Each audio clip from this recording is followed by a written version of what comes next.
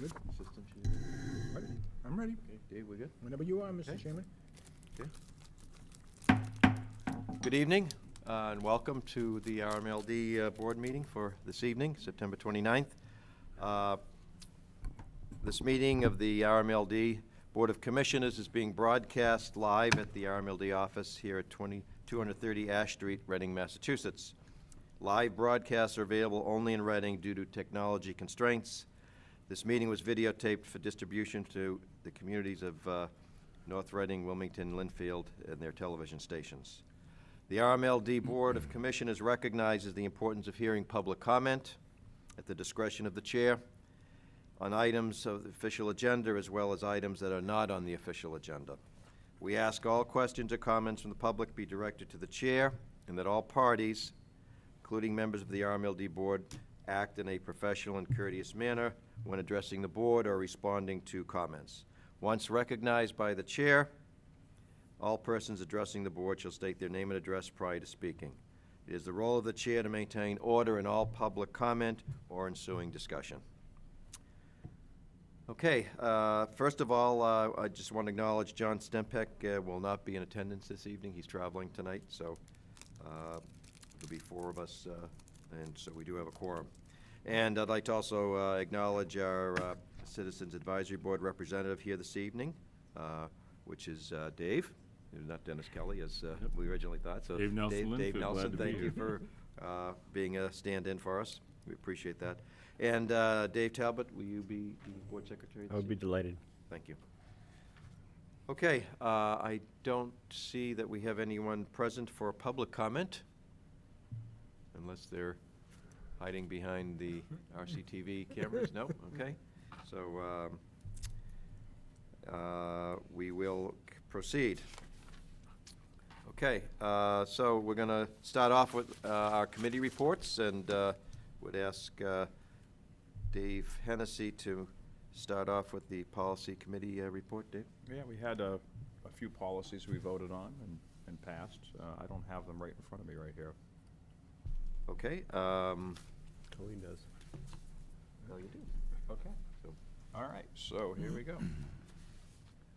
So facility use policy we updated and passed, and the family and medical leave, as well as the non-union management compensation and benefits. That was just, I think, last week. yep. Yep. Good. All right. Any discussion? Okay. Are we going to You want a motion to? vote? Yes, approve please. them? Tee it up for us, would you, Phil? Okay. I'll move, do you want to do it as three separate motions, or do you want to do it as, can we do it all as one? Yeah, there's no All as one. discussion, so, okay, Yeah. good. All as one? Yep. Good. Sure. I'll move that policy 13, revision 4 for facility use, policy 20, revision 3, family and medical leave, policy 21, revision 9, non-union management compensation and benefits be accepted by the board as presented on the recommendation of the general manager. Okay. Any discussion? Okay. Is there a Second. Second, yes, please. Okay. And any discussion? Not appearing. Have a vote. All in favor? Aye. Okay, the motion carries 401. Just, these will be on the website somewhere if somebody wants to get Sorry them, about that. wants to see them? That's good. Yes, what we'll do is she'll sign them, then we update to the, yeah. Okay, very good. Great. Okay, thank you, Dave. And now we'll transition to the Fiber Optic Committee, and Commissioner Talbot will give us an update, please. Well, we had a meeting last week, and we had further discussion with Raj of NDDI, and I think he was going to refine his proposal to do a very small-scale study to see what the capital and operating costs would be of a very small representative slice of the district to provide service, like a gigabit internet service, just so we'd have a rough idea of what the cost would be. Right. And that's where we left it. Okay. So the next action step would be, It's a sub-board level Yeah. amount, so I don't know if there's any more to say about since last week. The hope would be, though, that we would move forward, so we have some data Yep. about this potential opportunity, Yep. So that we can have something more to talk about. okay. I don't know if Colleen would know this, or you, Dave, or Phil. seems to me in one of the last board meetings, there was also some concerns about some of the proposal detail. Did we get that resolved, or is that? That's kind of what it was about That was last about- week. That's really what the That'll- meeting was this'll about. address that? Yep. I Okay. think so. I mean, the one other item I would throw out there is that Wellesley Light Department right now is doing a study of serving their businesses. They don't they're like us, they currently don't do anything. Yep. But they're looking at the possibility of providing a high-speed internet service to their business district, despite the existence of, FiOS and Comcast. So, and the business, from what I'm hearing, they're actively engaged in talking and looking at this. So that's kind of where we would be too. All right, any other discussion? Is the presentation going to go back to the subcommittee as you see it, or should it come to the board? I mean, I think the subcommittee's pretty much I- go out of business. I think the subcommittee should go out of business at this point. Yeah, I mean, I think that, officially the subcommittee should die a quiet death here. yeah, I think so. And that I think we've kind of set the parameters for the pre-report, and the report come to the commission. I think that's right. Yeah. Does that sound Okay. right to you, Colleen? Okay. Yep. Yep. All right.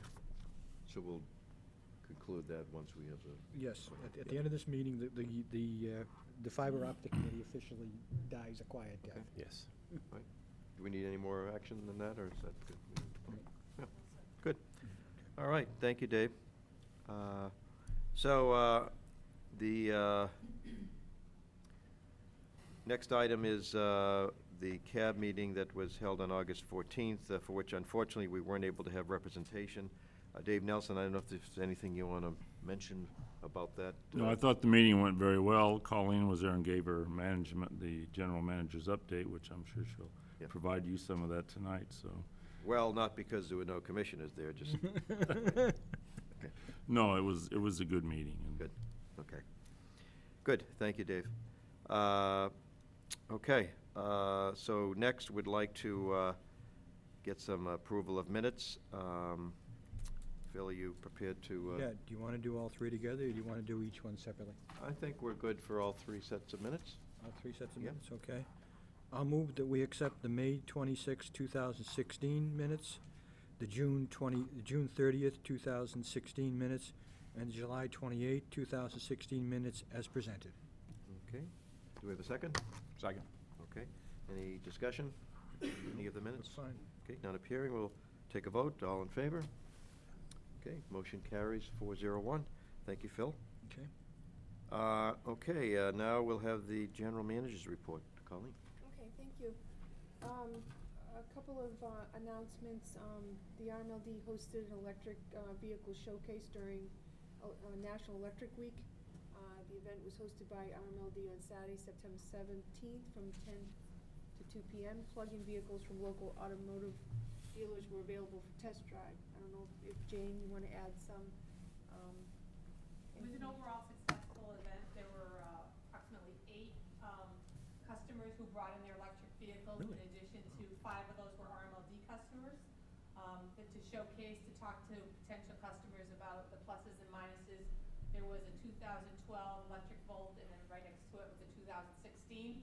So the two owners could compare the upgrades in the car and what they found with driving distance and whatnot. So it was pretty, approximately 50 people. There was about 20 test drives and around 50 people that participated.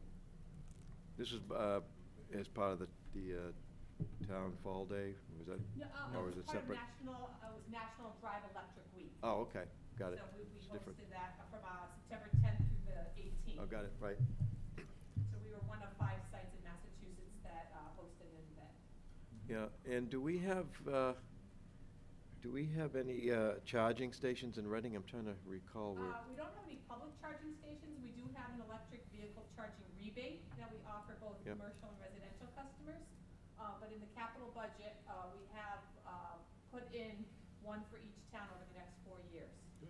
Yeah, I remember sometime in the past, we kind of talked about whether it made sense from a marketing and other perspective to have a station here. Is that something that's worth still looking at, or? We're actually we're going to be talking with the towns to find Yeah. out opportune.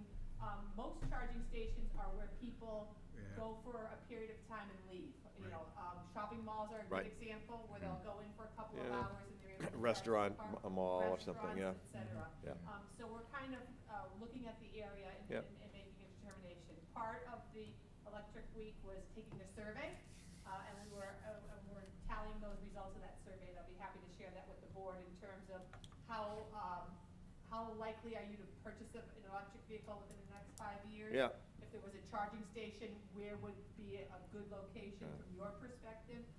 So I'll be happy to share those results with the board. Yeah, our company, I don't know that we have more than one vehicle at the moment, but we did a kind of a refacilitation and added a couple of sections to our complex, and we added a charging station. And we currently have 3 commercial sites that host charging stations. RMLD owns one of them, and then the Oh, nice. commercial customers at the other 2 own the charging stations. So at the other 2 commercial sites, the host employer is allowing charging as a benefit, and at the one where RMLD owns it, we charge a rate for the employees to charge their car while they're at work.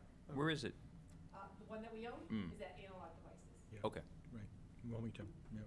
And RMLD gets direct revenue from people charging? Correct. How much is the rate, just out of curiosity? It's around 20 cents a kilowatt hour right now. We're reviewing it to make sure we're recouping the purchase power cost as well. Right, as because the it's cost of the station. midday, right? It's, yeah. And where are the other two? Paradigm Okay. and Osram. Oh, okay. And we also just had another, tiers of my engineers working with another customer who's looking at Ballardville and considering whether they're gonna put one in as well. Uh-huh.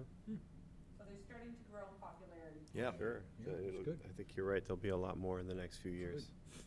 Good. Maybe in my driveway and Phil's. Yeah, All right. yeah, let's have the neighbors first.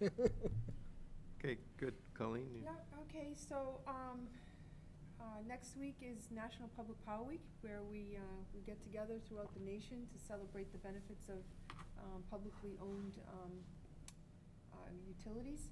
So next week on Thursday, October 6th, from 2 to 5, RMLD is hosting our open house in conjunction with the festivities across the nation for Public Power Week. This information is found on RMLD's website at rmld.com. Some of the activities will include lineman safety equipment demonstrations, dress-up, lineman dress-up, electric cars, charging stations, tree trimming presentations, transmission, distribution, electric meters, customer service programs, safety and conservation tips. And then there'll be some snacks, drinks, a raffle, and, crafts for the kids to do. So we hope you all stop by. It's been pretty successful the last couple of years. Good. So we'll try to have some board participation if we can. Yep. If we get off work early. We'll be gearing up here shortly to make our rounds with the town managers and then each of the selectmen of each of the towns. We generally do it twice a year, late fall and then in the spring. It's a time when I can sit down with the town managers and kind of give them an update of what's going on. Also give them any type of preview as to any changes in the rate. As we start to get into the rate analysis, anything that's going on specific with that town. And then in the spring, we'll meet again, and then at that time, we're usually done with the cost of service, either reevaluation or the study. We talk more about the rates, so that they can segue into their budget, and talk more about, issues that are going on in their towns. And it's been pretty successful the last 3 years, so we'll be gearing up to do that. Jeannie's scheduling those now, so if you have any thing you'd like me to bring forth for that meeting. I know Dave has asked me to possibly come to that meeting for Reading to discuss solar and other issues, which are fine. So if you have anything you want to talk about with any of the other town managers, just let me know. And shortly after that, there will be the Reading Town meeting, of which you'll have the annual report. And, the first year, we kind of went from, this very, elaborate, corporate-looking annual report, which was very fancy. And the first year I was here, it kind of went looking like a newspaper with recycled paper. And then the next year, we went completely paperless, and the annual report would be just online, just electronic copies. And so we'll continue with that this year. The theme this year is we'll continue with peak reduction, and we're trying to aim it towards targeting, educating the children, similar to, you know, how recycling came about. You know, recycling was brought from the schools to the children, and from the children up to the parents, and look where we are with recycling. And so we'd like to be able to take that same strategy of education for peak demand. And so the motto, I guess, this year, instead of shave the peak, is going to be shred the peak. And so you'll have to wait and see the exciting cover of the annual report, which is always done by young artists. But you know, we're not lacking any quality. It's just paperless. The quality is still very fabulous and very corporate looking. So those are some of the comments that I have to share. Good. Maybe John. You think? Yeah.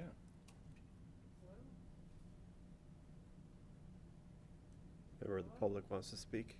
It we could be a taking- telemarketer. Are we taking call-ins, Colleen?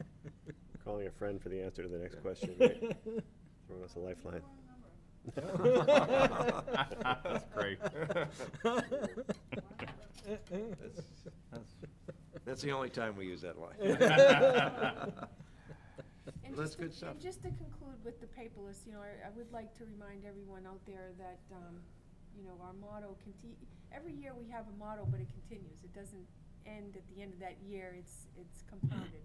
And so the Go Paperless is still an efficient way of saving money, and we would like people to, if you're not on paperless billing, that you would consider it. It helps us. You know, the more electronic we are, the more efficient we can be here. And, you know, it just all trickles down to cost effectiveness. So sign up for paperless billing if you haven't already. Can I just add one thing to that? Of course.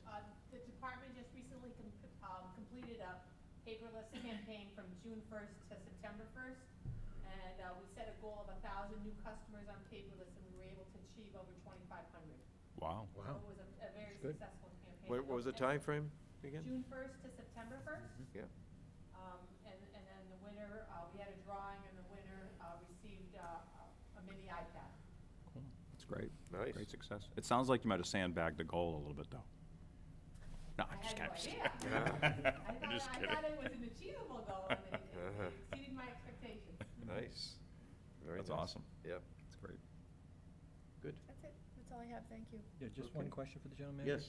Where are we on the 20-year agreement? Is that coming, because that should be coming up for renewal pretty soon, isn't it, at this point?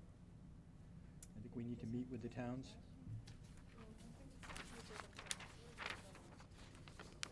18? I'll double check that. Could be, could be. Yeah, we'll check All I it. know is I'm in my 30th year, so I think it's gotta be coming up pretty soon. We'll double check that. now. Okay, if you would, please. Get that watch ordered for you, too. Yeah. Get what? Nothing. Get the watch for me? Right. You give me one of those new iPhone, watches, Okay. Yeah. I'll talk to the chair about that. Yes. Okay, I wanted to also make sure we had the opportunity to introduce one of our new RMLD members, Tracy Schultz. She's administrative assistant, so welcome to the board and to RMLD. Looking forward to working with you, and as I said, you've got a very capable person to work with in Jeannie. She certainly helps straighten us out, right? Commissioners? Keeps us in line. Yep. So welcome, Tracy. Thank you. Okay, thank you, Colleen. So, Jane, I think it's your turn, and I know at least one or few people want to hear about when the peak was really achieved. Oh, yes. Every time I thought we achieved it, it got hotter the next day. Yeah, I know. Hmm. And how much we shaved. Yes. Sorry. Thanks for All right, thank you very much. I'm here to report on June and July purchase power for 2016. The first graph looks at our residential kilowatt hour sales for the fiscal year. Our fiscal year ended June 30th, so these are preliminary numbers. But we looked at residential sales for fiscal year 14, 15, and 16. And as you can see on the residential side, there was about a 2.8% decrease on the residential sales when you compare that to fiscal year 15, which is fairly flat to fiscal year 14. The next slide looks at the industrial and commercial sales. We see a little trend here. It was about a 2.4% decrease from 15 to 16.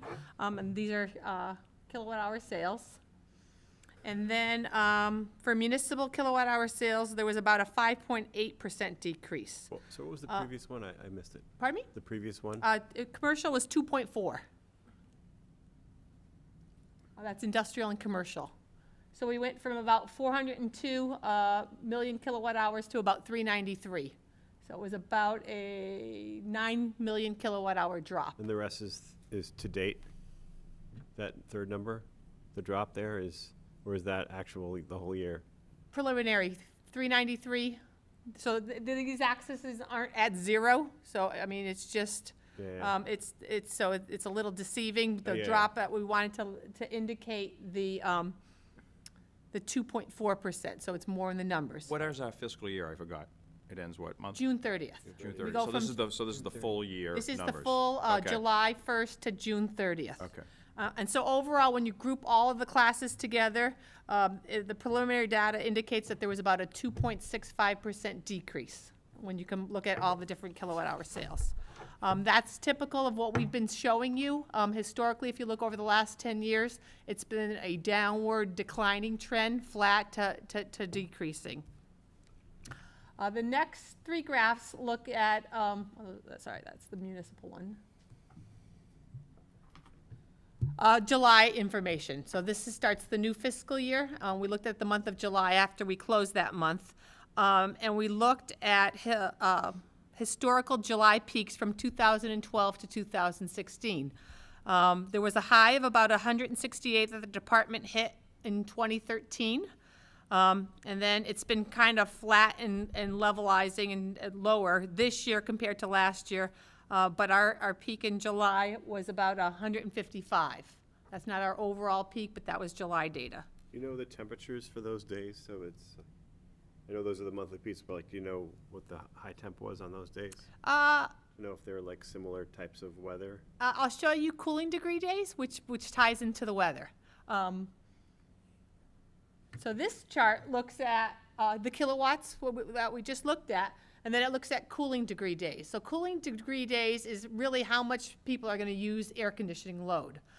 So you can see when we look from 2000 to 13 to 14, there was a significant drop in cooling degrees, and we had a significant reduction in our peak. Similar in 2015, another drop in peak. However, in 2016, we actually had an increase in cooling degree days, which means it was a very hot month. But yet our peak demand went down. Wow, So that's very interesting. it is. And then the next graph looks at sales, looks at overall kilowatt hour sales during the month. And this shows a slightly different trend. This shows what you kind of would expect to happen, where cooling degrees go up from 2015 to 2016, and our kilowatt hour sales actually increase as well. That's the because- monthly, the whole month. That's the entire month. That averages out any like peak day. Obviously. Correct. So this is just looking at over the 31 days in July. You would expect this, this trend where cooling degrees are increasing, your sales go up. So I thought those were interesting graphs. Very interesting. To show you. Can you go back to the other one? Sure. I mean, is that last one a sign of success with the communications program, or don't we know? We have some, we don't know yet. So the data's being analyzed, but I do have a little bit of an overview of what we can talk about with our recent peak shaving campaign, or Shave the Peak campaign. So RMLD's actual summer peak occurred on Friday, August 12th. It was coincident with the pools, the ISO New England's peak. It occurred at 1600, which is 4 p.m. So on August 12th at 4 p.m., the RMLD hit a peak demand of 163 megawatts. So that's significant. We hit 155 in July, and then it was 163 in August. Over the course of the summer, we had 8 alerts that were issued. There was 6 of them issued in July, and 2 of them were issued in August. And very interesting, when you look at the trends of the data, we're actually analyzing the results now, and we should have some preliminary information next week. But if you just look at the overall load data, there was significant reduction on the 12th. It all depends on the hours. So the peak can usually occur anytime between 3 p.m. and 6 p.m., and it all has to do with weather and the temperature. So like on July 18th, the RMLD peaked at 3 o'clock, and then a rainstorm came in, and our peak dropped significantly. Our peak dropped about 3.8 megawatts the hour when the storms came in. And then so what I did is I kind of looked at some of each one of those alert days and looked at the peak hour when it occurred and what the drop was after the peak. And it was really trending, so it's very low. So it was anywhere from 0.5 to 3 megawatt decrease when you look at the peak hour and then the hour following the peak. Interestingly, on August 12th, if you look at the 4 o'clock hour that RMLD hit a peak of 163, the following hour at 5 p.m., there was an 8 megawatt drop, which is significant. Right. Nowhere on any one of those other days was there such a significant drop. So we'll be able to tell, we'll be able to give an estimate of what we think the peak demand program achieved. However, it's very promising to me that when we're issuing a window of hours to see such a significant drop. And there was no weather. The temperature stayed and hovered around the 90-degree from 4 to 5. So we're trying to analyze that data and trying to extrapolate. So that chart on the screen right now, It's just July. but it's just it's the peak day, right? Correct. Which day is that on the right? That day was, It's a day and hour in July, right? yep. I can't read it on my thing. If you look at your charts, it will tell you the peak hour and the day for each of those July dates on the bottom. I think, let me go back a couple. It's not, but that's okay. This one right here. So that occurred on July Okay. 22nd. I don't have the hour listed, but So I'm just I curious. can tell you what the hour is. Hold on. but For going back to the slide you just had, Yep, it was 1800, which was 6 p.m. okay. Yep. Going back to that one. So did you see a big drop after our push went out and that We're analyzing Okay, you that don't right know, now. okay. Yeah, it's difficult to see. So what we're doing is we're looking at customer data, and we're looking at customers who opened emails. We're looking at customers who didn't open emails. Right. We sent tweets out, and Right. so there's no way to really track Right, but who's li- looking at a tweet and leaving- taking an action. Leaving all that aside, Mm-hmm. did you see a big drop in demand? Forget about figuring out who did what, but did you see demand drop after? At that time of day, yeah. Yeah, after the big push, right? Did you see that the system was using less electricity? It doesn't work that way. All right. Because everything is gradual. So as the day progresses, our load is continually climbing. Right. And it climbs to a point till it's at 8 o'clock. Right. And there's, the only day that there was a significant drop was on August 12th. Right, yeah, at From 5. 4 to 5. The rain. No, that was a hot day, and that, and again, part of that could have been the shave of the peak. Part of that could have been Analog a business devices closing, went home early, yeah. so we have to try to look at the data, but there's a lot of data points Yeah, yeah, yeah. that you're trying to make assumptions on. I guess all I'm asking is for any of those times when you did your big push, was there any little dip in the demand that looked unusual or not? It sounds like not. we're too big to see that. All right, Or there was not a significant enough drop for us to, okay. to notice that. So you don't know why on that particular day in July, the peak day in July, why the demand is so much lower than you would have expected based on the previous 5 Julys? But correct, You don't know why, correct, but maybe what we did helped. correct. Okay. Jane, just because there'll be people listening, can you just briefly explain what the peak day, what the significance of that is? Sure. For RMLD on the wholesale power supplies, our capacity and our transmission costs are directly tied to the hour that the ISO New England peaks. So for a summer month, that 1 hour denotes how much capacity the RMLD is required to cover for the following 12 months, beginning from June 1st to May 30th. So if the RMLD is able to reduce that amount with customer support, solar, distributed generation, all the various programs that we have, that will reduce RMLD's overall power supply costs, which are a pass-through to our customers, which will maintain lower rates for our customers. So they look at what that ISO peak amount Hours. and Then RMLD is required to carry a certain amount of capacity plus reserve based on that amount that we used on that 1 hour. And I know you've told this a million times, but the actual dollar figure for each megawatt you can cut on the Right now, annual with the peak- way costs are for this year, looking at what we would have saved, for each megawatt, it would be approximately $200,000. 200,000. Yeah. That's this year or that's next year? Because next year it's going to be worse, right? Or that is next year, because That's next year because it's based on this year's. so each megawatt we can cut on the annual peak is worth 200 grand. That's with the preliminary information that we have. And Jane, one just follow, can Sure. you just explain the cooling degree day? Yeah, cooling degree looks at, it's really a measure of load, and there's heating degree days in the winter and cooling degree days. So it's basically a calculation that it looks at the temperature, the average temperature for the day. So it takes the high temperature and the low temperature, and it averages that out, and it subtracts that from 65 degrees, which is the standard.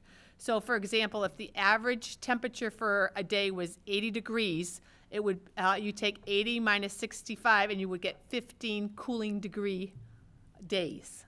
And that's a calculation that we track weather, because weather impacts sales and demand consistently. And so by looking at that over the course of a month, so that's the cooling degrees for the month of July, it kind of will let you know how hot the month is. Right. And we use heating degree days for the winter periods. Good. I Any have other- I have one more slide. Please. If this wasn't included in the packet, but I wanted to take the opportunity to inform our customers about our Solar Choice program. So we've got a couple of bullets here. RMLD has negotiated a contract for a 1 megawatt solar array located on Ballardville Street in Wilmington.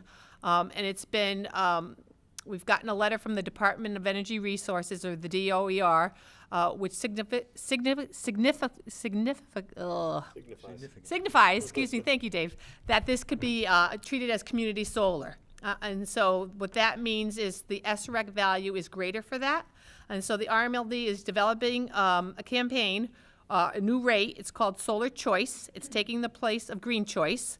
It's open to only 500 customers because of the size of the array. It's only a 1 megawatt, so we don't have unlimited solar that we can allocate. So the way the rate is structured is for the first 12 months, customers would pay on average a cost of $5 per month. And what that represents is the difference in the cost of the solar versus the average fuel charge. So the first 12 months, there'll be a line item on the customer's bill for $5. In month 13, what we'll do is we'll look back and determine how much value that solar array was on during the peak hour. And so whatever value that array contributed, those customers on that rate will get the capacity benefit for that. So that would be allocated towards those customers only. So in doing our estimations, it looks like on average in months 13 through the end of the term, customers would receive a credit on their bill as opposed to a charge of between $3 and $4.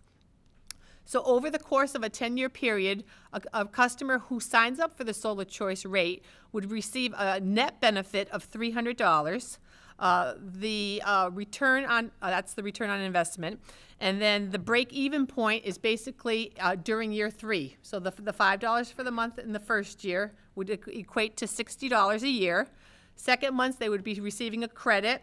If we estimate that between $3 and $4, that would be about $48. And then in year 3, it would be also a credit is the forecast. And so going from years 2 through the term, 10 years, it would be a net credit on their bill. And so we're hoping that customers can go to our website. They can call customer service. And again, it's only limited to the first 500 customers who sign up. That's live now, Jane? Pardon me? It's live now? It's live now, yep. Okay. So we're going to be next month bringing you a rate that needs to be approved. It's going to be the Solar Choice rate. We're going to bring it to the CAB first. And it basically spells out what I've just discussed, where the first year, the average cost is a little higher than the fuel charge, so that works out to be approximately $5 a month. And then every year after, it's estimated that based on historical and some assumptions on the generation, there'll be a credit of between $3 and $4. That's great. There's already been We sent out a newsletter, and there was something in the newsletter just I referencing. thought there was an email also for sign-up. Tom? I think Bob that was sent an just to the board and to employees. Okay. So we'll be sending direct emails out to our customers. Anyone that we have an email on file with, we'll be sending program information about the rate. And then we're also working on ways to educate that. I did a presentation to the Wilmington Library on how to save energy. And it was there was about 19 people that showed up, and quite a few people after explaining it to them and understanding after the first 12 months, it's a credit. We're very interested, and quite a few of them signed up. So we're gonna get out more and try to explain it. It's Yeah, I think it's a great program. Yeah. Great. Sounds good. Anything else, Jane? Nope, Any other questions for Jane? Nope. Okay, good. I signed up. Did you guys sign up? I Huh? did. I go home tonight. All right. Thank you very much. Good, thank you, Jane. Thank you, Jane. You're welcome. Good Very stuff. exciting. Okay, Hamid, are you ready? Yes, sure. Okay, My monitor's know. going out here. I need somebody to put me back online. Good How many- evening. Can I have a quick question for Jane before? Sure. How many other towns have any type of community solar? We have one, Wilmington now. It's gone out. Other, We're one of the first. I know a couple of other I don't know, it's just, municipalities it died on its working own. with the DOER. Holyoke is I in didn't say the anything, process of didn't say doing anything that, nasty. and that's all I'm aware of right now. it's great. Kinda died on me. Awesome. okay, let's give Hamid our full attention. Great, thank you. I'm giving you the engineering operations report for the month of July. The first slide, which Jane is gonna show you, I guess. It's good, Hamid. Oh, there you Great. go. Yeah. All right. The first slide is showing the capital improvement projects. That on the first column from the left, you see the projects. The second column shows you the percent completion, and the third column shows you the July spending, and the last one, the year-to-date spending for each one of those projects. And then the next category, the routine construction, you see all those subcategories that, for month of July, the spending on the second column. And the last column shows you the spending for the year-to-date, which brings the total under this category to $132,977. The third slide is the routine maintenance. These are the number of maintenance programs that we started back in 2014, and it's been they're going really well. Transformer replacement program, which is all those transformers that over 20 years old, they were targeted and inspected, and we started to replacing the aged transformers to stop the environmental disaster, number one, and also making sure the customer is not going to impact the customer's reliability. The pad mount transformers, we've replaced approximately 20%. The overhead transformers we've replaced so far approximately 14% of those that are identified as aged or problematic. Pole inspections for 2016, we inspected up to September 2016. 180 poles have been replaced. 102 of the 180 transfers have been completed thus far. This year also, we started another 640 poles, which is 10% of RMLD-owned poles. We just completed that, and I'm getting the report. Hopefully, we're gonna give you that at the next board meeting. Visual inspection of the overhead lines. You see the number of circuits that visually were inspected for any potential problems. The next category is the manhole inspections. We started this program again last year, and so far 614 manholes have been inspected. We took pictures, and we are entering them into the GIS database so we can follow up with the maintenance of our assets in the underground, those manholes. Porcelain cutout replacements, that's 91% completed, 256 remaining to be replaced.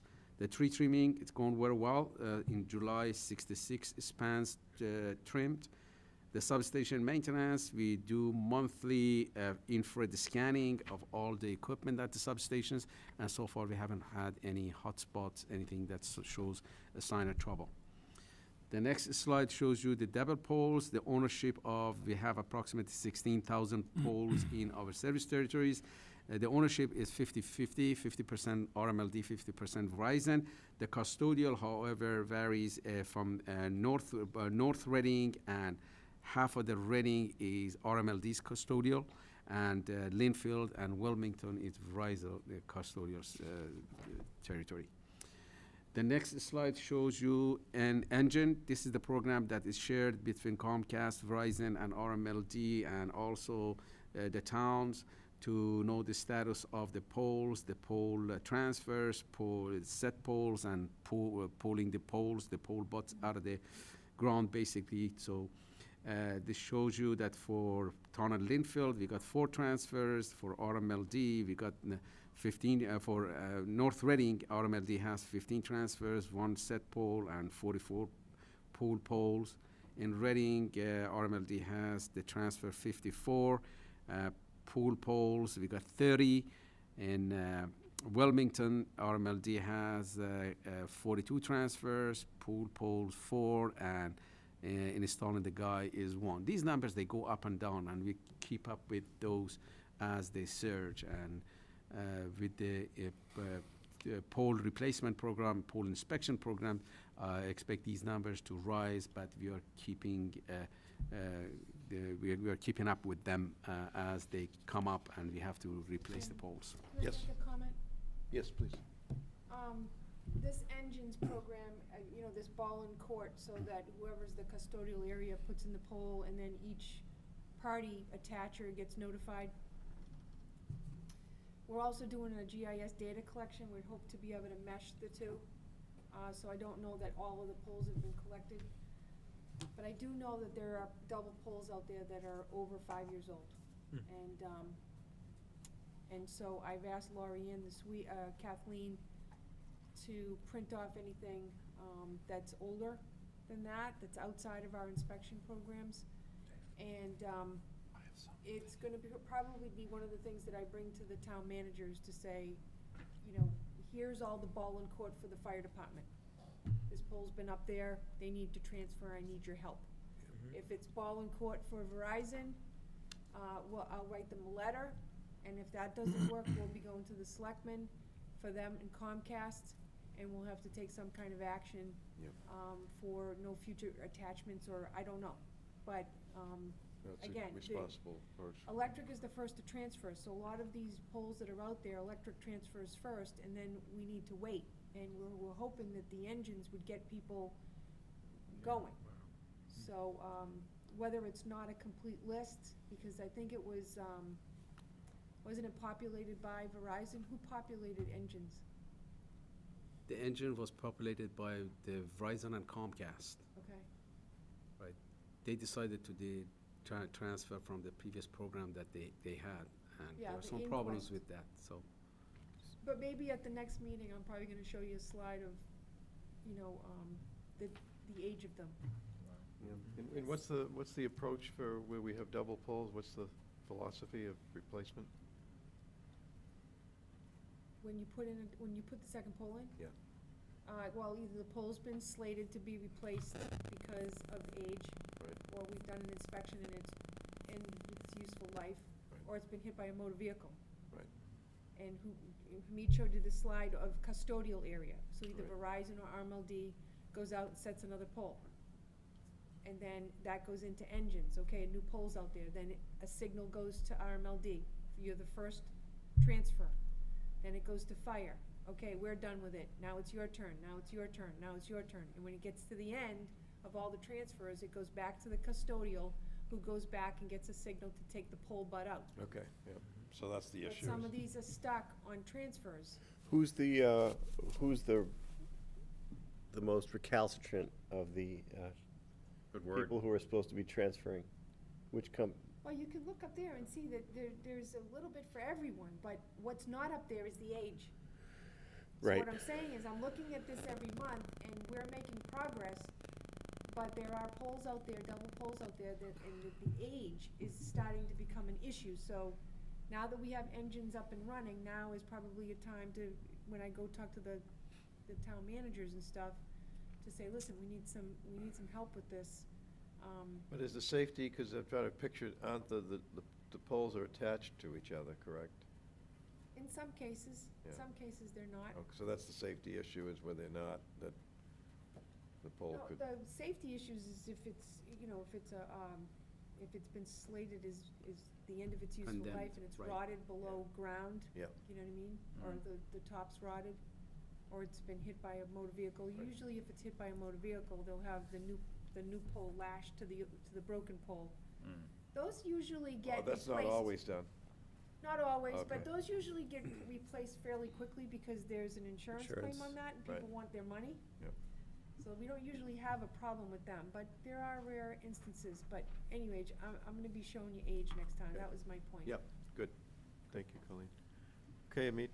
I guess the last slide shows you our reliability indices, SAIDI from 2011, 2016, KD for the past 5 years, and SAFE for the past 5 years.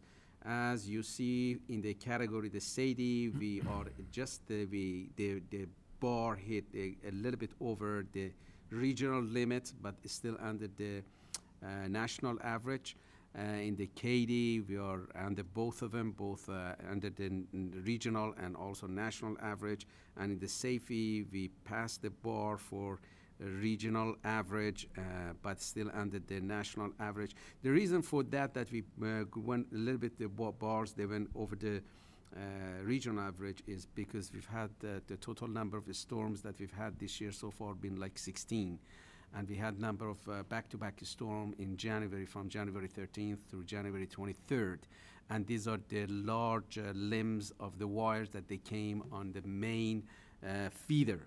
And when it comes to the main feeder, you're talking about the long outage. That's why you see the KD, the duration of outage, that keeps going up. But because we got a large customer database, so you see the bar for the SAIDI, it's not going as fast or as tall as the KD. And depending on where the storm hits, which in our case, we've had a number of unfortunate tree incidents that came down on main feeder. So we're talking about large, long customer hours. And these long customer hours, they raise the bar for the KD.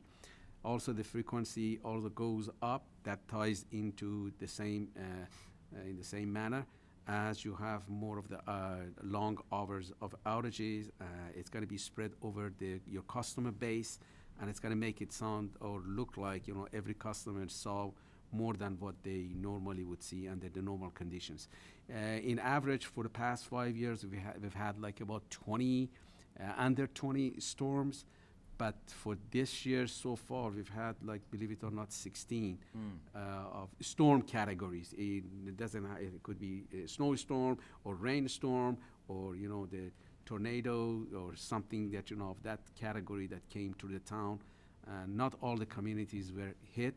Obviously, it looks like Reading is the attraction to all those nice storms. So that's the explanation for that. Otherwise, the reliability overall is good.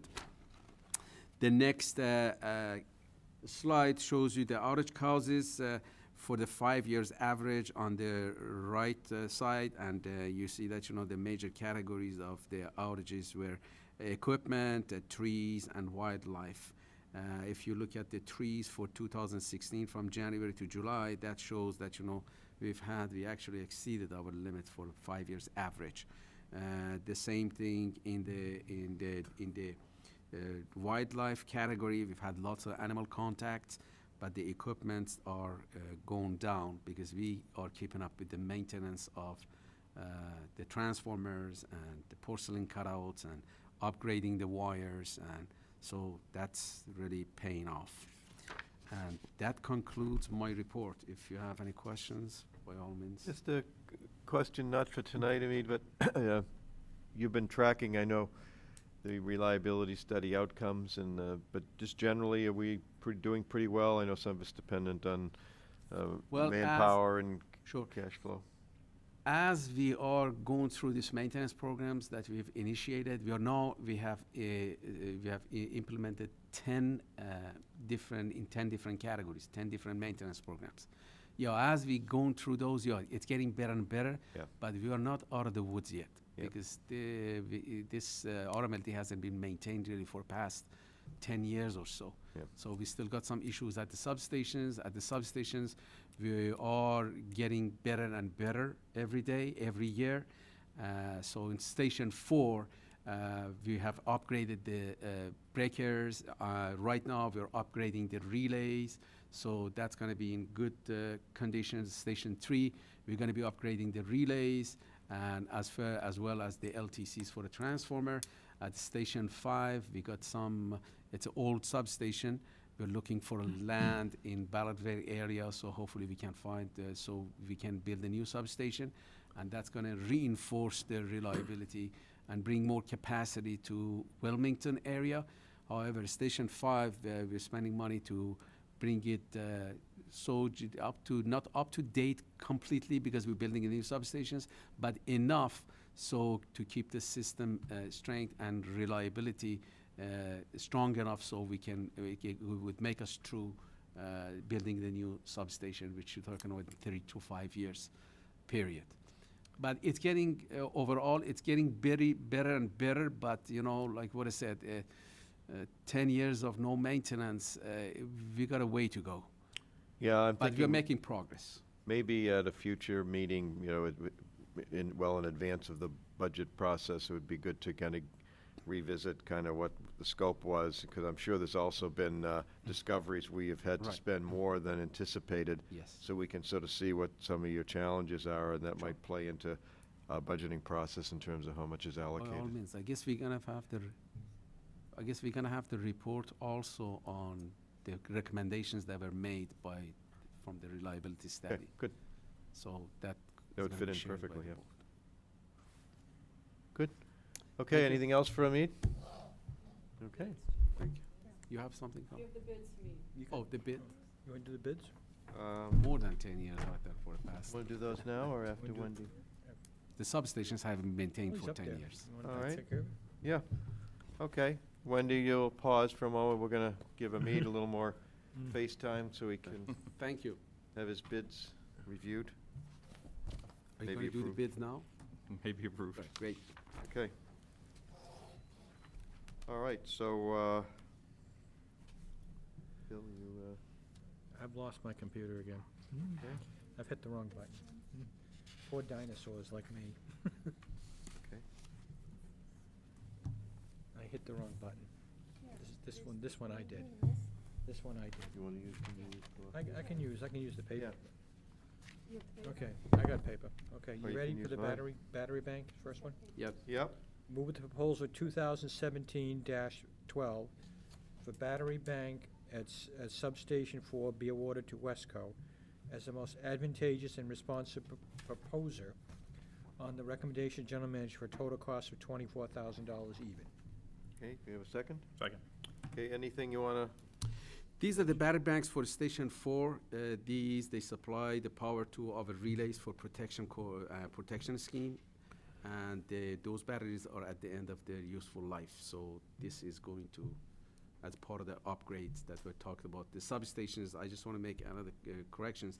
Substations haven't been maintained for 10 years before we got, I got so, and long before then, the distribution system. So there is, so we got a way to go. Okay, any discussion? None appearing, we'll have a vote, all in favor?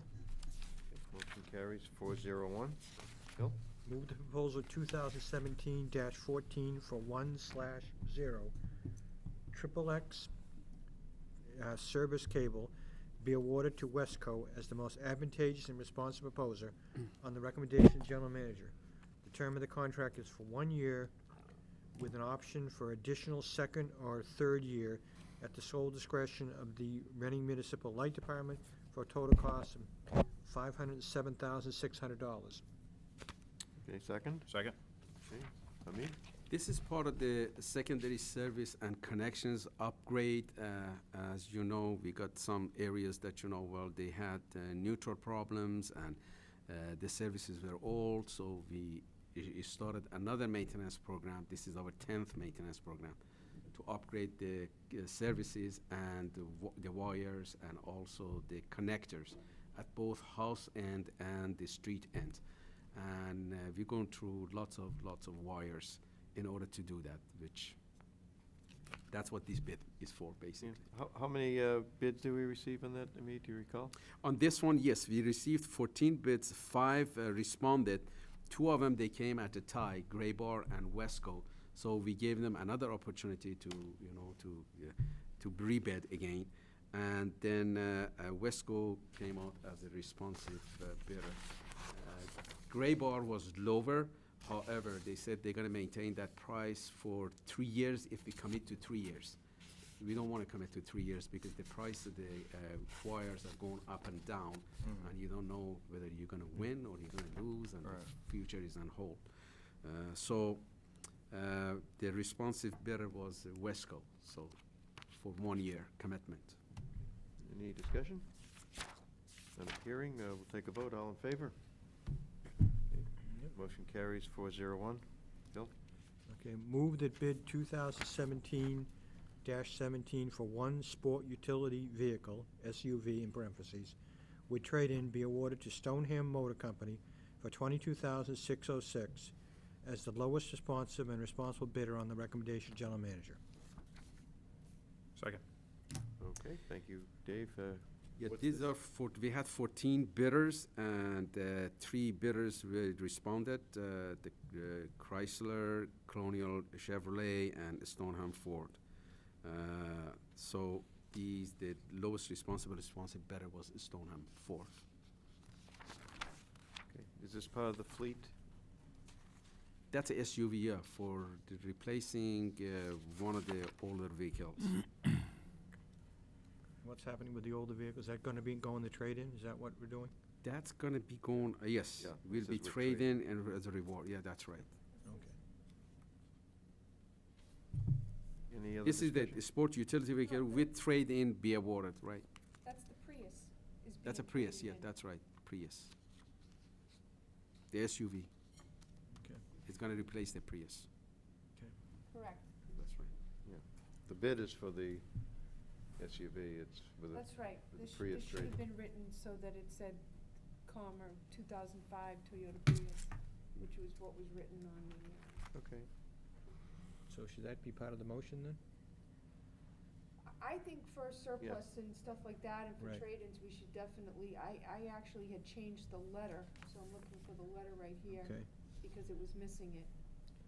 1 second, let me find it. Yep. Yeah, so on the actual letter, it says,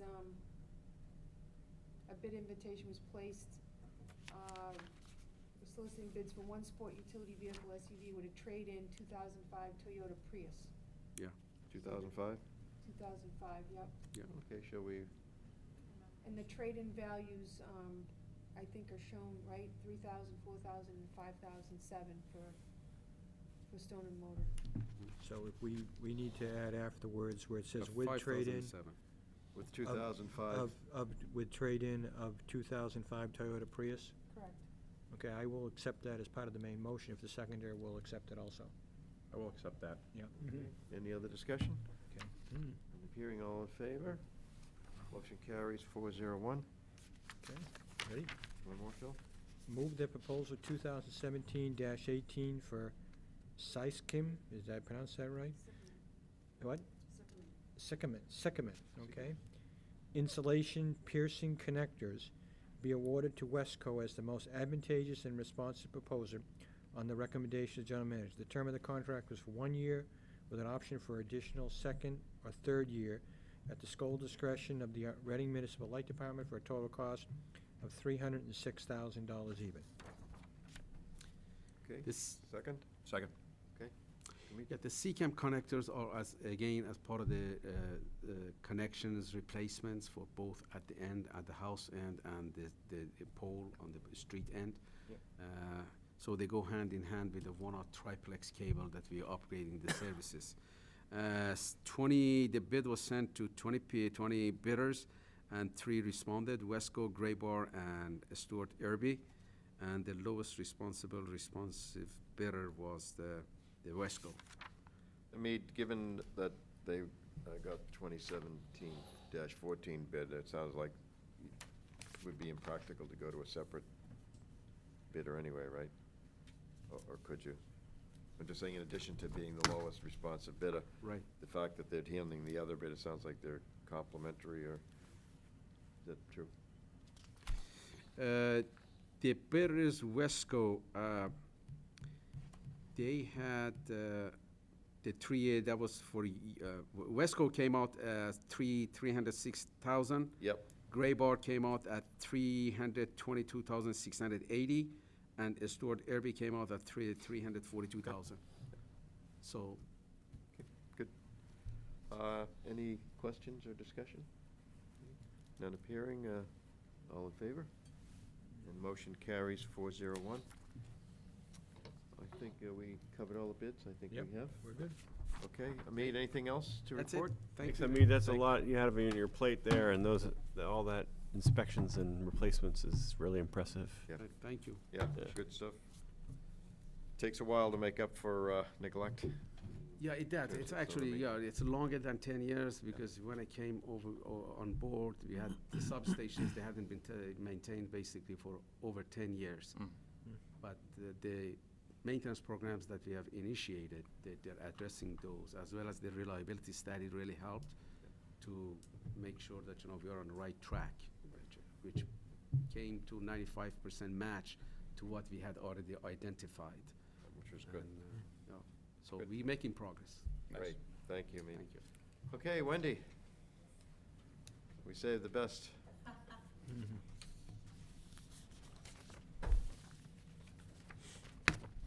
Good evening. Good evening. Evening. Fortunately for you, I won't bore you with financials. Truthfully, tonight was supposed to be the financial presentation of FY16, but due to the deferred pension liability calculation and the length of the actuarial to get to that, we have to postpone it to October 20th. But the audit itself took place the week of August 8th, and the auditors from Melanson Heath were out here for about 3.5 field days. It was very organized, and they were very impressed with, how quick we were to respond to their questions. And they said that there were no major findings, Good. just some very incidental ones, and no management letter to follow. So they will be out here to present next board meeting. Right. With that being said, after FY16 is presented, we will, as in the past, we will catch up with the first quarter of FY17 financials in the November meeting. That's what we're proposing to do. Other than that, I don't think there's anything else to report tonight. Can I make a comment? Yes. The actuarial we're doing now with the town, so that both Yes. RMLD and the town are both waiting on that data. That's It's right. not anything that we're holding up. Okay, this may not be an answerable question, Wendy, but just based on kind of the flow of inputs and outputs, anything that's caught your eye in terms of either things the board should be aware of in terms of revenues or may be hard to tell, I know we don't have all the No, data I think together. it's very consistent with what we've been reporting. Yep. Month after month, which is really good. And the only thing that will change the financials is the actual calculation. Yep. It doesn't look like it's so significant that it's going to have a large impact as Good. of right now. We just got some preliminary numbers, and we're gonna put it together and get good, solid financials for you. Great. Any other questions for Wendy? Okay, good. Thank you, Wendy. We'll see you next month. All right, thank you. Thanks. Okay. Next meetings, we have a meeting Thursday, October 20th, board meeting, and that has a 2 parts, sorry, Gina, 3 parts, I guess. We have the audit report. You had a committee before, right? Yeah, well, then our executive session. But, Right. yeah. Okay, and then I think the plan is, because of the timing of the meetings with respect to the holidays and Thanksgiving, particularly November, we will transition from October 20th to the 15th of December for our board meeting after that. So, everyone seem okay with those 2 dates while we're gathered? The October 20th date does not work. Jeannie knows that. I can't do the October 20 date, but I can do the 15th. Okay. All right. Good. And then, as I said, as indicated, we have the audit meeting on October 20th preceding our board meeting. And we have a CAB meeting on October 12th, Wednesday. So are we in need of someone? Okay. So you need somebody? I can do that. Okay. That way there you won't feel like you missed anything, Dave. Yeah. In October. I'll make up. Yep. You make up for it, right? October 12th. Yep. All right. Un- Yeah, go ahead. And under general discussion, Mr. Chairman, Yes, please. just briefly, so we had the NEPA conference last month, and there's just been a little sideline chats about some of the content at the conference that we might want to respond to, one of which was that they had a guy who denies all of climate science appear and merits some type of response, I think, from the board. Okay. And then perhaps other things that we might have some input for them as a board. Okay. Phil, I know you were there. Did you have anything else you wanted to? No, I think Dave kind of summarized it. Yeah. Okay, good. How about you, Colleen? You weren't there this She year. wasn't there. Okay. On the positive side, there was I was facilitating a discussion about a battery project in Sterling Municipal Light Department, and that was very interesting. And they have a project that's really cutting edge in the nation, and that Sandia National Labs and DOE is looking at, that actually hasn't been built yet, but it's something to watch. So I'm hopeful that, this time, in another few months, they'll have a project that's really one to watch for all of us. Similar to our gas generator, we could maybe have a battery with the similar economics that would be energy storage in the form of a big lithium-ion battery. So We'll stay tuned on that. everybody was very interested in that. Yeah. I can imagine. Dave, is that all about peak shaving? The Oh, yeah. battery? That's all Big it's time. for, Yeah, and if you have lots of solar, there could be times when, it's 1 p.m. on a blazing June day on a Sunday, and there's very little demand, and you might have more solar generation at certain moments that could absorb. It could absorb A that battery extra could power. absorb that, Yeah. too. Concord has that problem, or is about to have that problem now. They've got a huge array, and they've told me that on such times, they've actually had that array powers 100% of the load on that particular circuit that it's on. And so anymore, and that's only on again, on those rare Sunny days. sunny day when it's a Sunday and there's very little demand in, May or something. Right. So these interesting things are going to be coming up, and so batteries, as we all know, are going to be really important for electric grids, and so the Sterling project is very important. Interesting. Nice. Yeah. Colleen, can you give a soundbite on NEPA for our listening audience? Some probably people don't know what NEPA is other than an It's a- acronym, so. What NEPA is? Yeah, just a Um, little back on the New England Public organization. Power Authority. Yep. It's probably a collaborative effort of all of the municipal utilities in all of the New England states and some parts of New York. They'd get together and, a lot of the topics that are shared and collaborative efforts are around training, and education, legislative. They do a lot with helping to ensure that we're not passed by, during legislative acts, that would hurt the municipals. There's a number of topics, Yeah. you know, it's an arena that you can bring, different information to. Yeah, I think it's been helpful. We've typically had at least a couple of board members and you and your staff attend at the meetings, which I think is Well, helpful in terms The of good part best is, you know, practices. the thing that I enjoy is networking with different The people. networking, Yep. yep. And seeing what they're doing and talking to them. You know, I forget who the people we talked about, the gas generator that put it in place, I can't remember which. Middleborough.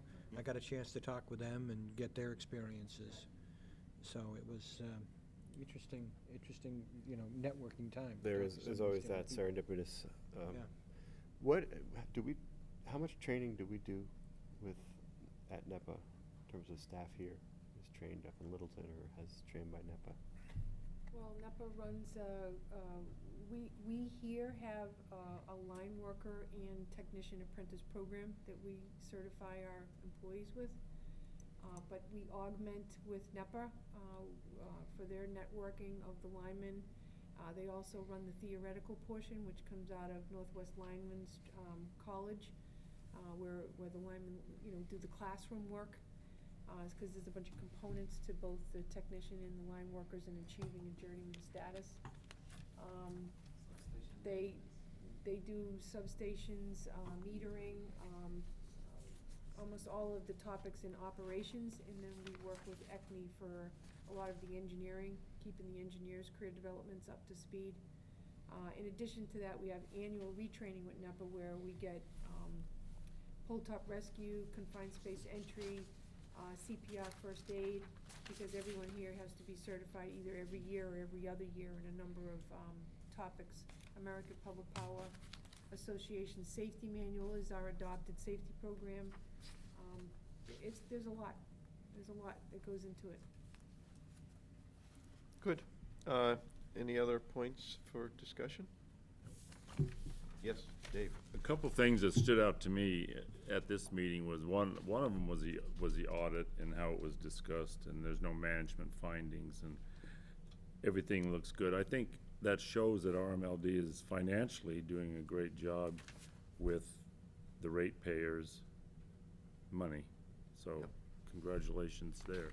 The other one that stood out to me was the maintenance equipment that's failing less and less and less, and that's personally, based on the experience I've had in my career with utilities, preventive maintenance goes a long way. And that's another fact of RMLD's taking the stand to look out for the ratepayers. So it's just something to say thank you for. Good point. Yeah, thank you, Dave. Thank you. Good insights. Thank you very much. You're welcome. And thanks for your participation tonight. Okay. Okay, Mr. we ready to go into executive session? Chino, please. Okay. Motion? This will be a roll call vote. Roll call vote, yes, Mr. Chairman.